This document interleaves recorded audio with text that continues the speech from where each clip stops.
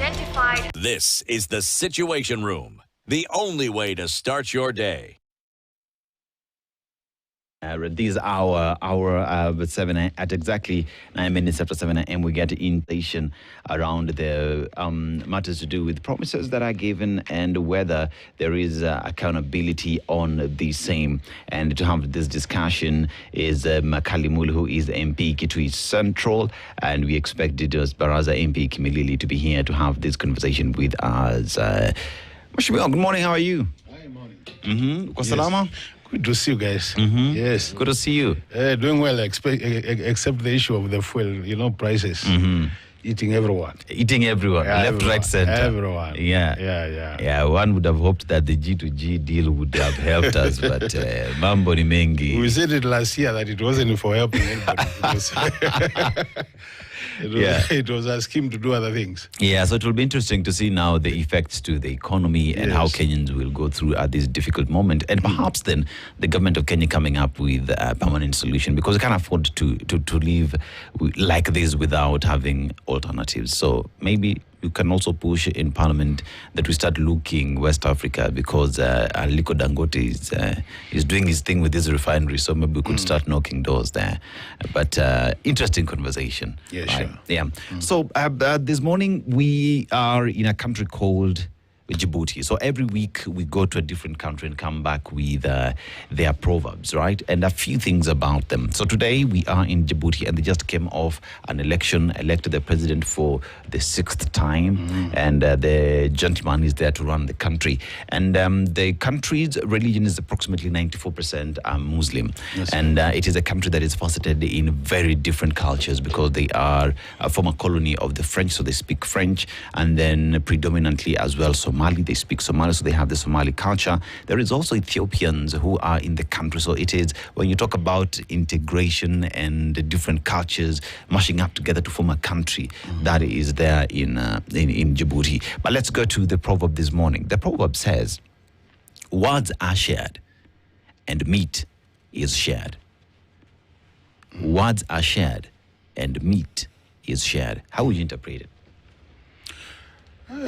For me, that's now the African communal arrangement where we live as a community. So it just says basically, let's share almost everything. We are sharing words, we are sharing meat, because meat is material. Yeah. Words is other things other than material things. So it's like saying, as Africans, can we share whatever little we have? And it's also very applicable where I come from. Yeah. Our region, the smallest bird is a very small bird, which is the size of this. And we normally say, a Kamba will always share this, and it defeats the family. So it means whatever little you have, you share. Yeah. Yeah, generosity. Generosity. Underlining that. And a sense of community. Yes. Well said, well said. Yes. Now, Mheshimiwa, we want to look at the promises that the country is often enough treated to, right? So, and we start this from, say, the campaign period.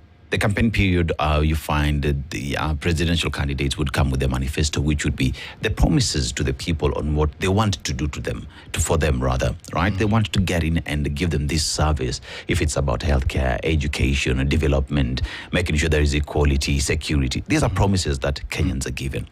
And you'll also look at members of parliament. You'd also go and tell your people, I want you to elect me because these are the issues in the basket that I want to deliver to you as my people, MCAs, governors, senators. It is all a plethora of promises that Kenyans are treated to. But with that, then there is now the implementation aspect of these promises, where now rubber meets the road. When you expect that we finally gave you the rights to represent us. Now we want you to deliver. And this is where citizens hold leaders accountable to their promises. How would you rate it? How would you rate it in terms of achieving or implementation of these promises from, say, a national perspective?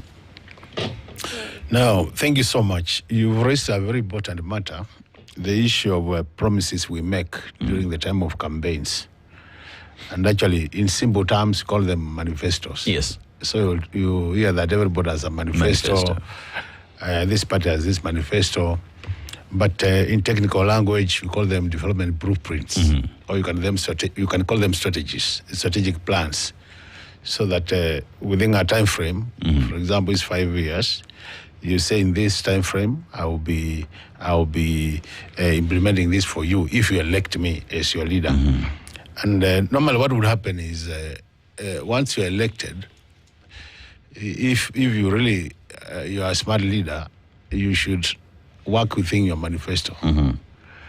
And normally what would happen is in every manifesto, there's something called implementation matrix at the end. Yes. That matrix will give you an indication of what will be the outputs and what will be the budget.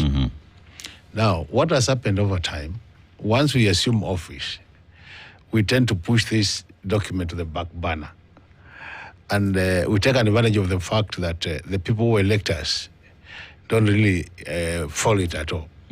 And I've said many times, if you looked at the evaluation of the Kenya Kwanza government 3 years after being in office, they were given out of the about 270 indicators, performance indicators, what they said they will achieve. They'd only done about 34, which was about 5% of implementation. Yes. So actually, even if anybody cares, look at the implementation matrix without thinking about where you come from, that is without caring about our regional politics, our tribal politics, and other external things outside the manifesto, then automatically anybody who scores 5% in year 3 of implementation says even if you work as hard as what, you can only go up to a maximum of 20% or 30%. And that will imply that then you will be a candidate for failure. You should be kicked out of office. But you'll be surprised now, even in our debates here, people don't ask us, so what were we promised and what has been achieved?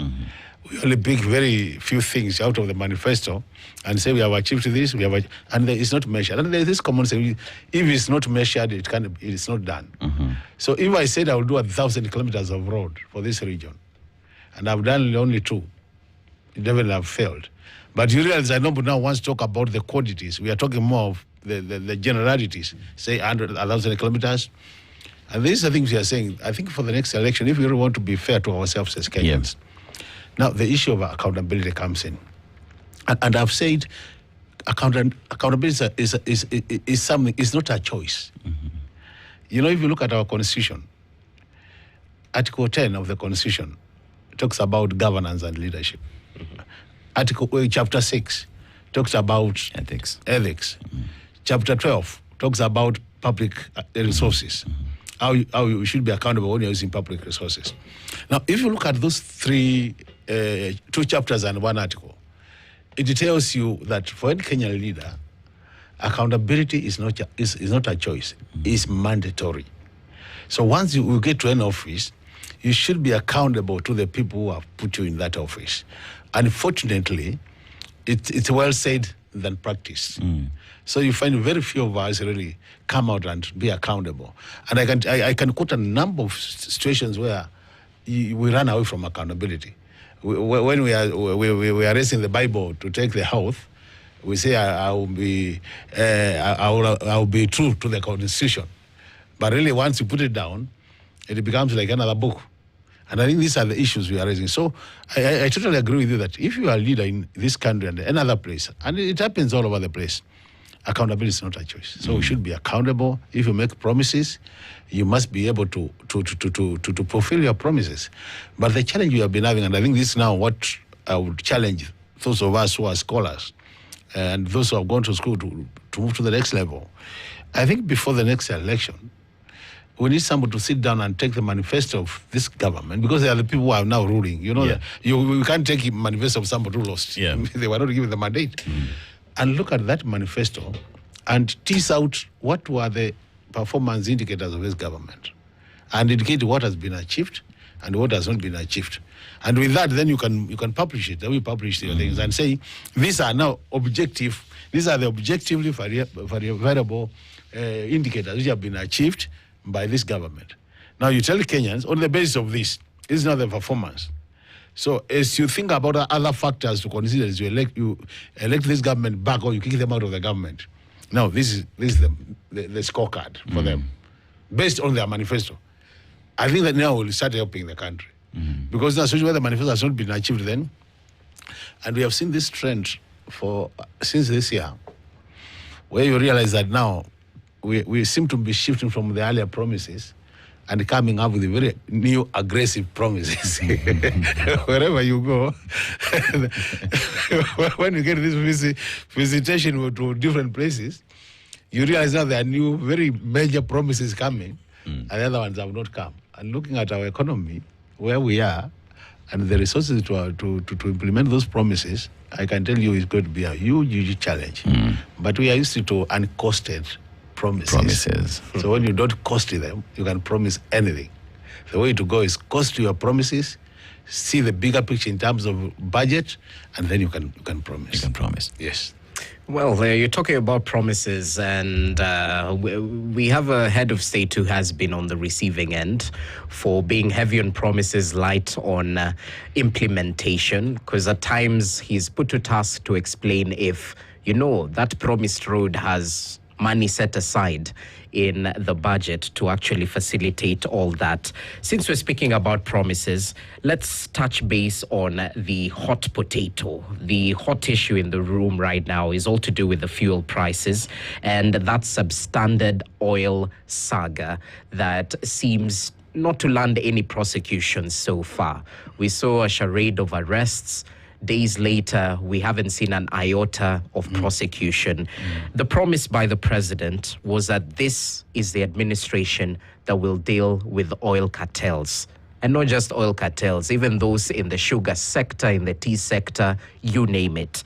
He's equally touted that this G2G deal was actually the silver bullet in terms of stabilizing fuel supply, reducing pressures to the dollar during this global volatility era. What do you make of the accountability now? Because we're seeing reports that the bad fuel is already in the market, despite assurances that this bad oil had already been exported, imetolewa kwa country haraka sana. What do you make of this whole hulabaloo around the substandard oil and the efforts to actually hold to account those responsible for this particular deal? Now, what has happened is very unfortunate for this country. But at the same time, I think it's good that it opens our eyes. Because if you remember what happened when the Middle East war started, we got this encouragement that nothing will change. The country was safe in terms of fuel stocks and all that. And our expectation was that then life should continue normal.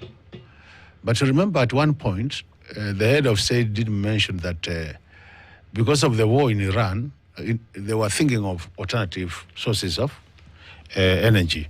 And they were saying they would think other than the G2G, they were thinking about other ways of now getting petrol.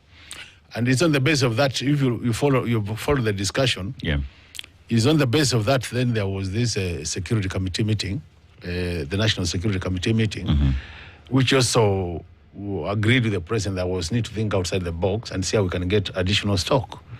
And then from there, the letter was written to the PS to think outside the box and see whether we can get. And it's on the basis of then the PS decided to procure from other sources. Now, unfortunately, by taking that action, then the PS is already out there in the cold. Now, you ask yourself, if your boss gives you instructions and you act on those instructions, and you don't act outside the law, because the agreement was G2G. And I think in many shows we have discussed G2G. G2G, One of the key issues then was G2G was going to save Kenya foreign currency in terms of, we used to ask, how will you pay for oil using Kenya shillings? Because the only way you could save was Kenya shillings. That question was never answered. Now, what has happened is G2G, being now the arrangement, I think they realized that even though there was G2G, because to me, if there was G2G, it should have assured the country that even though the war is still there, you still get your supply through, because it was not our business to find where the oil will come from. It was our business to say, we have a contract with you, then can you deliver? Can you honor the contract? As by the contract. But in this country, if you have been keen, and I can see we are old enough in this country, we have been here long enough, people have taken advantages of calamities, situations which are not good for the country. You remember the oil saga, where we lost a lot of money.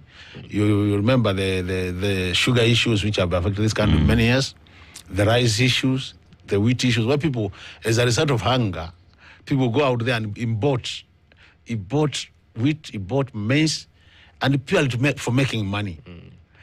So I think it was people saw an opportunity. That here's another opportunity, now we can hide behind the Iran war and make money. And that's what happened basically, because some of the questions we're asking ourselves is still another issue of accountability. Yeah. How do you, the war started about, when I remember at one point Band, first it was the CS energy. He assured the country we have enough stock. Yes. Then in Band, after a week, says we have stock for about 29 days. And even before the 29 days end, then you have you have a ship which is around Mombasa, hanging around there to give us oil. Offloading fuel. Offloading fuel.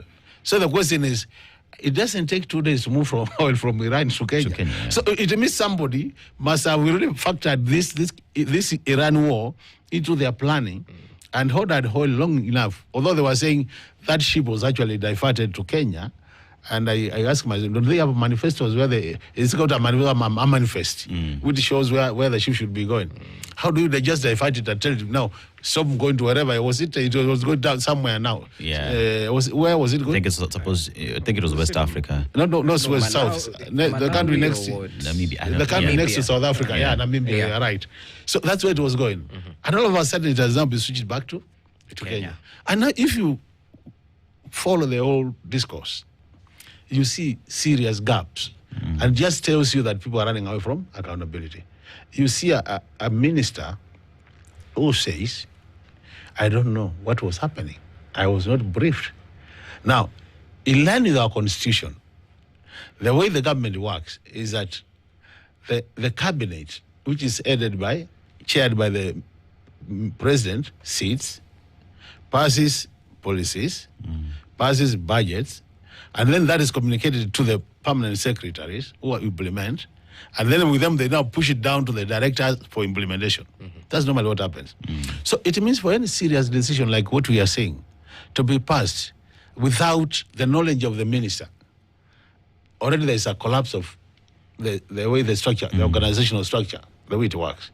And it tells you just openly that then the president could be in a situation where he's communicating directly to the PS, leaving out the CS. The CS. And what has happened in this government, there has been this debate always that the ministers are just there like flower girls or figureheads. The people who are really powerful are the PSs. So if I give just the CS position, and I know I really want to always leave him out of the decision, I give him a very powerful PS who I trust more than him.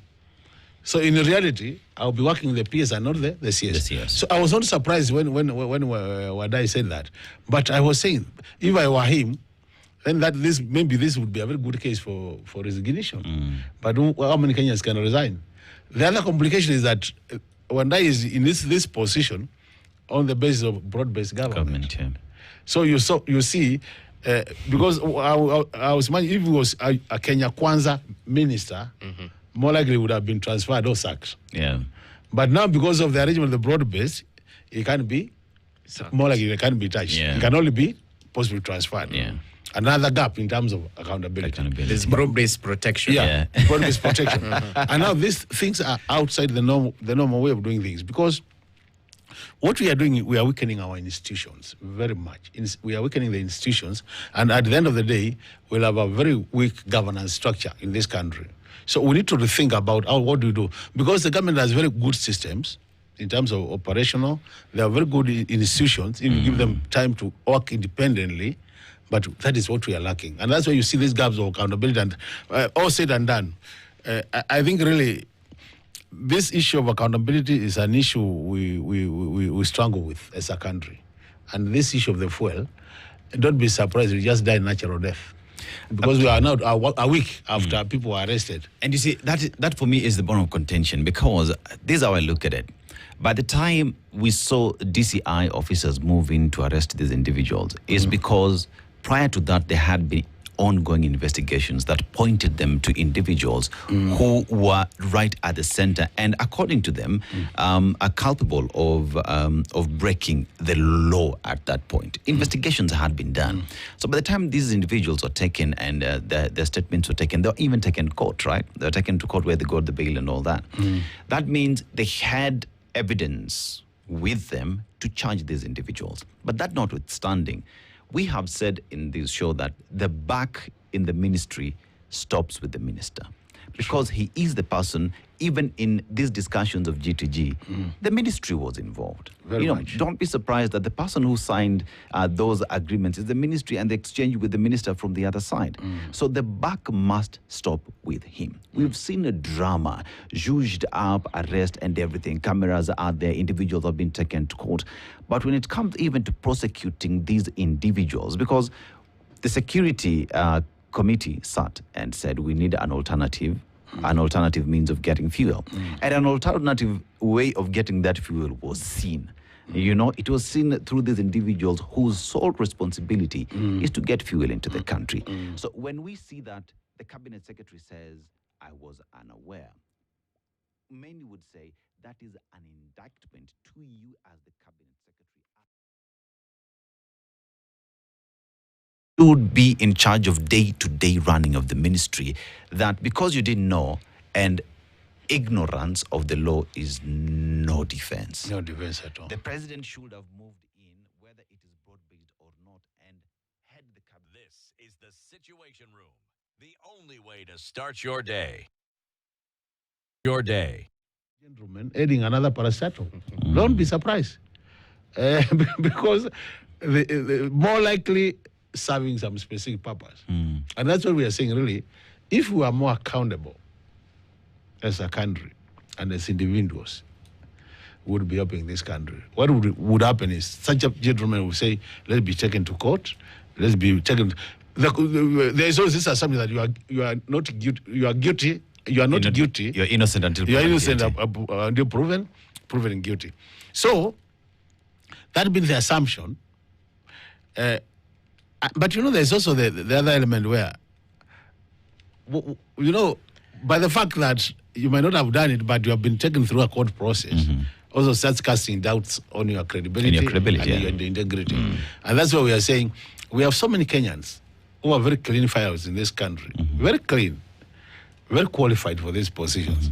Why don't we give them the positions to head and give them also a chance to serve? Because you saw the farm which was bringing that ship. Yes. They have said they will be claiming damages for about 4 billion. If my memory serves me well, about 4 billion. So the fact that even assuming the oil left, I think we are casting our doubts. Assuming the oil was taken somewhere else, we still have to pay about 4 billion because of giving the wrong instructions. Because we instructed them, and that must be in writing, to deliver. Now, if you cancel the delivery midway, then you must pay me. You'll bear the cost. You bear the cost of whatever stage I reached. Yeah. And that's what I'm saying. So, you see, we've already another 4B is gone. And it has come to a time when I normally get very frustrated. I'm a finance person, but my background is finance. So, anytime I imagine what 4 billion can do, and see the way we play around with billions in this country. Yeah. But Mheshimiwa, one would ask the question then, accountability is, implementation of the same seems to be something that is not given priority. And Parliament has been accused of being part of the conveyor belt in this problem, True. Because when we talk about accountability, as members of Parliament, Energy Committee would have raised this up, like the Ethics Committee as well would have raised this up in terms of ensuring that if the Cabinet Secretary would stand and say that I was unaware, that speaks to his performance. There has to be a committee in Parliament to check that out. We talk about Energy Committee, even Security Committee. Why do I bring this up? a vessel cannot enter Kenyan waters without the knowledge of security agencies in the country. Maritime officers, the Navy knows when a vessel is getting into the country. That means the security committee knew that there's a vessel that is getting into the country with the cargo A, B, C, D, because they usually transfer channels for them to be directed on the waters as they get into the country. By the time they were docking, the Kenya Ports Authority knew what this vessel was carrying and where it was docking. As conversations were going on, offloading the same to Kenya Pipeline and further to oil importers, clearly the government of Kenya knew exactly what was happening. And this then brings about Parliament, whose role is to oversight, to represent and to legislate. In this part of oversight from the face of Parliament, would Kenyans be right in saying that the biggest impediment in accountability in the country is Parliament? And if that's the case, why, Mheshimiwa, why is Parliament seen as the weakest link in accountability queries? Now, what has happened, I agree with you, but let's also put the facts, right, with the facts on the table. You know what happens parliamentary? The way we operate in Parliament, we have committees and then we have plenary. Yes. Committees normally would focus on specific sectors. For example, Energy Committee focuses on energy sector. There are two areas the way you do your business as a committee. First of all, you interact with the committee, the departments when you're doing your budgets, because you know what they're planning and you're able to discuss them. Then the others when is opposite now, when you want to do what they're doing. Yes. Now, it only becomes a bit tricky in situations where, because once you approve your policies and your law, the execution is left to the executive. It's not parliamentary. And the only more times would come on board when either an issue like this has arisen or when a report has come up and you want now to discuss that report to summon the minister and the CS. Otherwise, Parliament, it's like we are not very proactive. Yes. It's like we don't, but I think by design, we are not expected to post our noses everywhere, even as what implementation goes on. So I think that's an area we might have to think about in terms of the legal framework, whether there might be need for Parliament to be more. Because if you got hint that this is happening, then you could summon early. But you only come to know about it when it becomes public knowledge, because you don't have an investigative arm ourselves. So it's like when this happens, when you see the committee summoning the minister, the PS to get the details, so that they protect the interests of the public. But at times we come in when it's too late. Yeah. And then you might not be able to do much. That's one area. The other area is in a situation where also majority of the parliamentarians are on the side of the government, the executive. That is, they have been elected on the side of the majority, where the government also forms where that majority party forms the government. Then it also becomes tricky because rule number one in Parliament is decisions are made on the basis of majority, minority. So where you go, you say no and others say yes, and the yes have it, you have no business. So these are some of the challenges we are facing in Parliament, and I've been there long enough. I talk with a lot of experience. Yeah. At times you get very frustrated that you see this matter is a matter of national interest, something which can really help this country. But just because majority have said no to it, you lose it. This is a matter which is very bad for the country, and you wish it was not even passed, but because the majority have said yes, it passes. These are situations you're always confronted with, and you realize that you start questioning whether we need to change a number of laws, the way Parliament operates. Yeah. But I agree with you, we need to be more aggressive, more proactive, and when things like this happen, also become a bit, neutral in terms of decision making. Country first. That you don't think about the party where you belong to, you think about the country first, as you say, put it. I think if we all get to that level, we then have a very good way of working. But generally, we all have challenges because of what I've said. Even members of Parliament. There are some of us who have interest in the energy sector. Yeah. And at times, you saw the issue of the fertilizer? Where some of our colleagues were found to have even imported fertilizer. Others were found to have imported maize using their companies.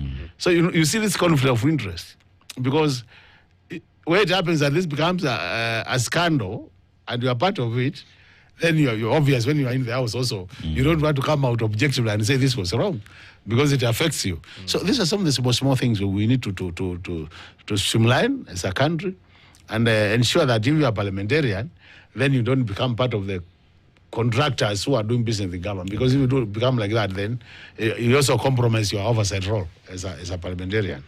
Well, this is your third term in Bunge, Yes, right? yes.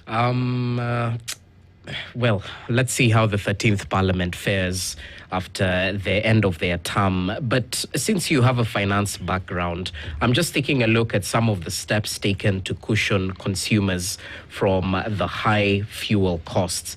6.2 billion from the Petroleum Development Levy tapped to stabilize the prices. We have the VAT on fuel that has been reduced from 16% to 13% in order to cushion consumers.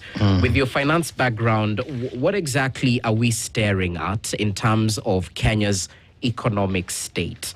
Will there be a rise of inflation? Is it inevitable due to this rise of prices? Because when you tell Kenyans to tighten their belts, yet at the end of the day, the public wage bill is still growing.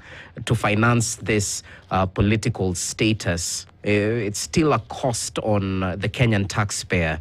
How exactly do we balance this? Because at the end of the day, they see the expenditures in State House skyrocketing, and yet sai tutaambiwa tukaze mshipi. Mukaze mshipi. Anyway, what you are saying is that the issue of petroleum products, normally we say is an external shock, because normally we don't produce our oil ourselves, so we always import it. And we've said many times, when the external market there gets destabilized, we must get the shocks here. So what has happened is the supply now has been affected because some of the oil fields have been closed because of the war. So you find demand has not changed, but supply has changed. And very simple economics, where demand remains the same and supply goes down, prices will always go up. Yes. And when this war started, we said it. We said that prices will always go up.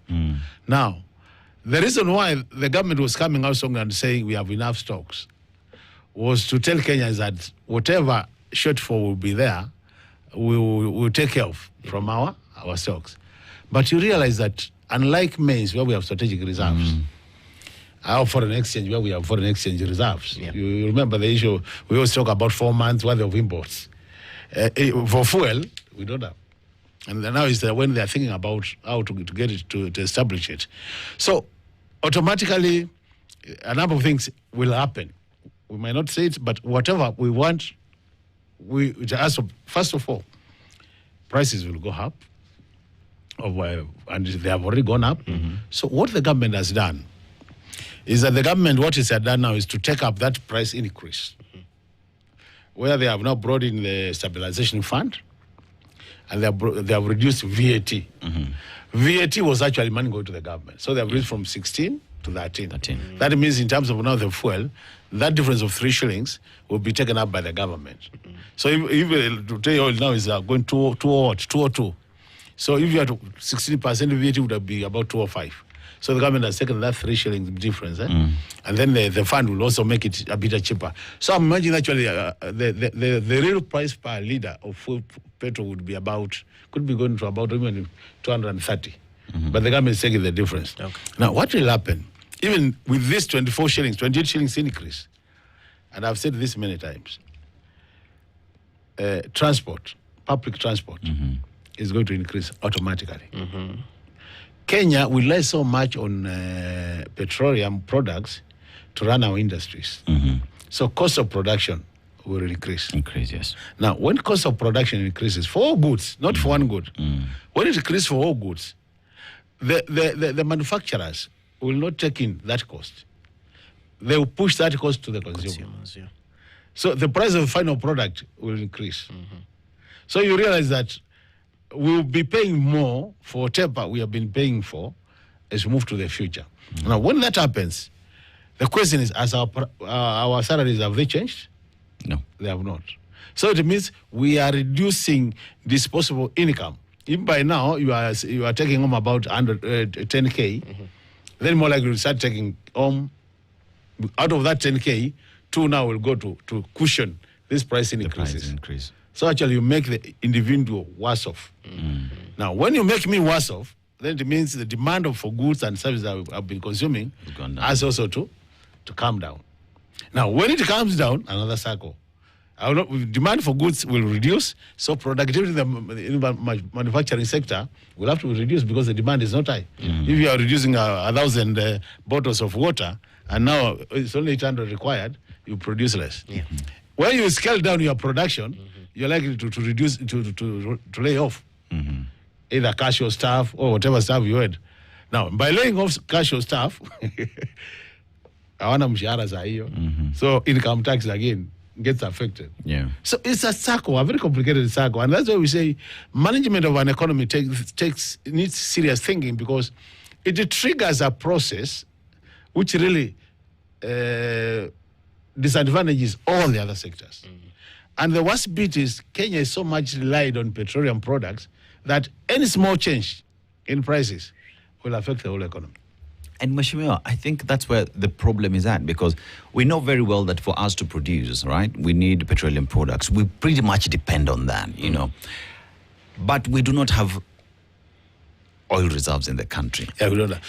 And because I remember having the conversation with a gentleman from the sector and said the most we have is until the end of April. You know, that is all we had before the saga now came and the oil had to go back. Now we find ourselves in a position where we do not have an option but to buy this fuel at an expensive rate, despite the fact that we are in a G2G agreement that one would hope. If me and you agreed you're going to sell this fuel to me at 20 shillings, it is at 20 shillings because we have a G2G arrangement. You know, but then one would say, because things have changed, it is first come, first serve. That G2G, is it then thrown out of the window? Is it about time that we relooked at this agreement and interrogated whether it is serving Kenyans' interest, or we get out of it and allow ourselves to source for fuel where it makes sense? Like I gave an example. We have Nigeria.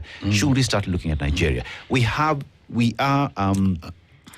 Turkana. What are we doing with that oil? Is it about time that maybe we start even taking that to Nigeria, it's processed, and bring it back to the country at an affordable price? Is it about time we started having discussions with the region, East Africa community, to have a regional fuel reserves that would cushion us in case of this? In case of this. These are conversations that one would hope would be pushed by the national government.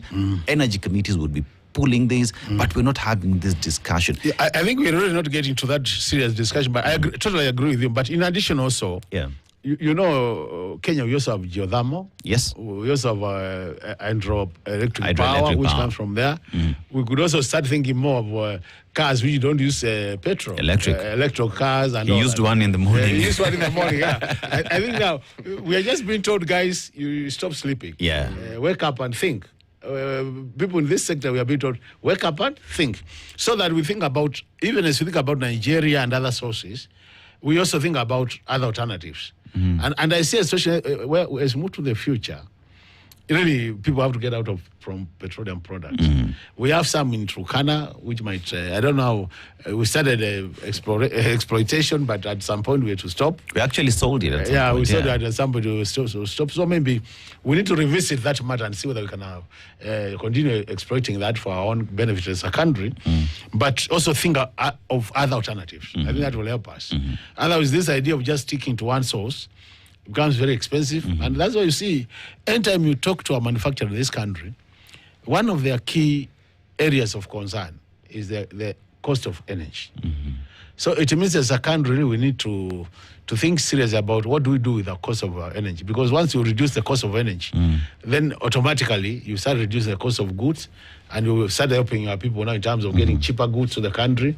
You're also improving our level of demand for the goods.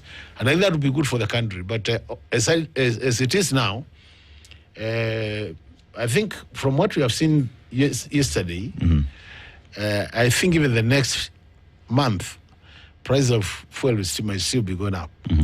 My fear is that I hope the suppliers and distributors will not hold the product to make it worse for Kenya in terms of prices. Because you know where you go now for holding, then your price obviously will now become worse. Yeah. There are those who have, I know a few had attempted to hold because our committee yesterday visited KPL's Kenya Pipeline, and they said there was enough stock. That was another it surprised me that they go there, they say they have enough stock, and a few hours after they leave there, price increased by 28 shillings. So you ask yourself, if we had enough stock, what is the cause of this increase? Or is it a projection of the one being imported? So Kenyans, I like what Jesus is saying. Let's prepare for tighter Tighten our belts. Tighter waist. tighter situation in future, and that calls for tightening our belts. But the government must also tighten their belt because I think basically our expenditure side of the equation, we are not doing very well. Yeah. We are doing very badly. And perhaps to veer off this oil matter, we have a top treasury honchos in Washington. They're trying to pursue a bailout from the IMF, the International Monetary Fund. And something interesting came out, even as we speak about accountability. We don't have a deal in terms of that IMF bailout unless we come clean on our hidden debt. What exactly is going on with our debt? Can Kenya really come clean on hidden debt? We've heard of talks about securitization program and how that particularly should be included in our debt stock as the country. Now, what has happened, the way we define debt legally is very limiting. And I think that's the issue IMF is raising. That you say your debt is just what you have borrowed and what you have guaranteed through Treasury. But look at things like pending bills. Yes. Pending bills in this country now up to a tune of about 680 billion. Services and goods which have been supplied to the government and the government has not paid. Yeah. So the question is that part of government debt? As per our legal divination, it is not part of our legal debt. Look at the sectorization of some of the areas. The whole process of securitization is where you take money based on future expected revenue flows or streams. So if I take 100 million today and I say I'll be paying this money from my rent, which is 10 million a month, so that I take 100 million, then I'll pay from the rent till I clear it, is that a debt or not? It is a debt.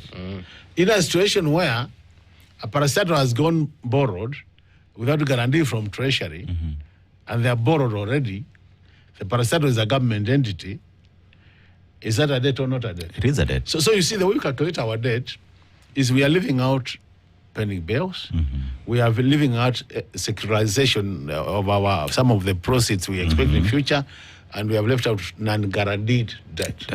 So what IMF is saying, the 12.4 trillion we always report is under-reporting. Because if you include these three, then we'll be hitting about 15 trillion debt. And then it raises the issue of debt transparency, public debt transparency. How transparent are we with our debt? And it means anybody who wants to work with us, when they look at our debt of 12.4 trillion, without factoring the rest which are not included, but then make a decision which is not based on facts. Okay. So the IMF is saying, please, get your debt Register figures right, yeah. and register to be transparent. I think that's the message that's been sent. And this discussion has always been there many times, the way you define your debt as a country. So that's an area where we have some weakness. The other area which is of concern is the area where we are signing for debt. We sign loans, but then we are not using those loans in good time. So For intended purpose. Yeah, so what has happened is we sign for a loan and you take about 5 years without withdrawing any of the proceeds of the loan. So you pay what you call commitment fee. So every year you're paying millions of shillings for a loan which you're not using. Yeah. Another demonstration of poor planning and financial management. Because if you are to come and pick a loan from me, assuming you come and tell me, Makali, give me a loan of 100,000, and I sign my documentation that I've given you, and then you take another year before you start getting the money from me, it shows really poor planning. So this is another area. Another area which also the IMF is raising is the issue where they are saying the way we categorize our domestic debt is like if you are a foreigner and you have loaned the government while you're in Kenya, that is factored in as domestic debt. As opposed to a debt which comes from Uganda or Tanzania.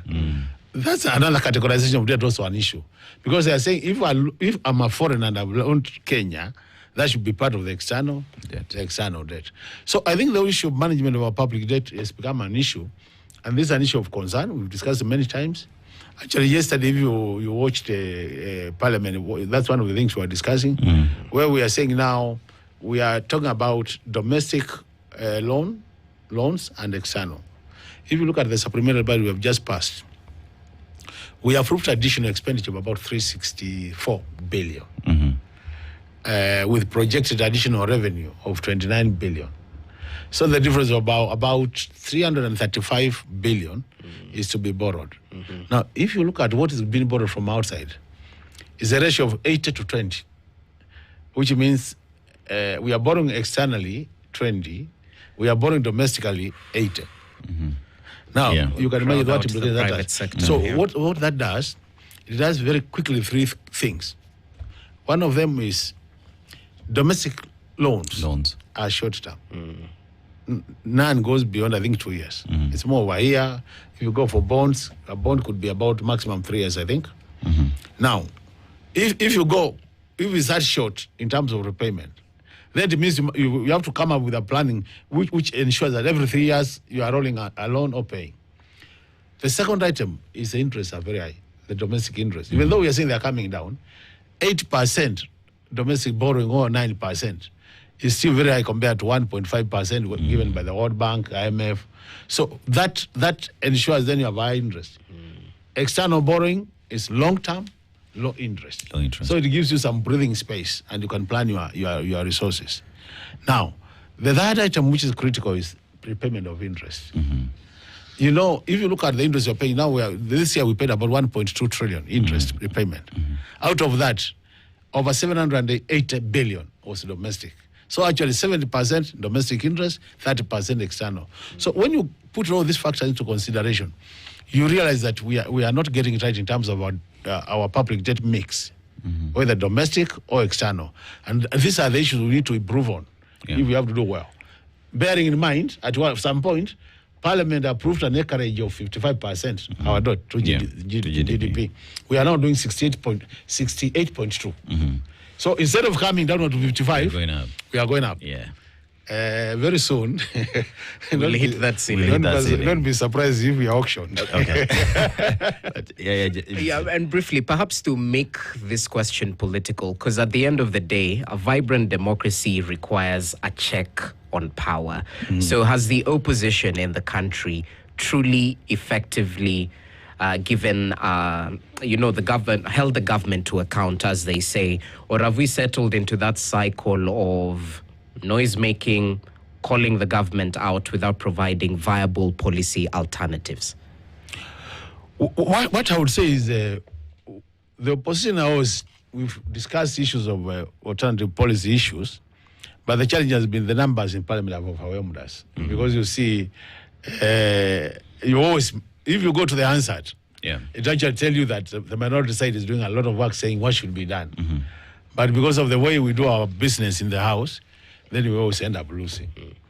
Even when we say this thing doesn't make sense, you saw like now, the issue of, there's an issue we are raising. In the supplementary budget, we are told that the machine which takes care of cancer patients in Kenyatta are broken down. And it's only one operational.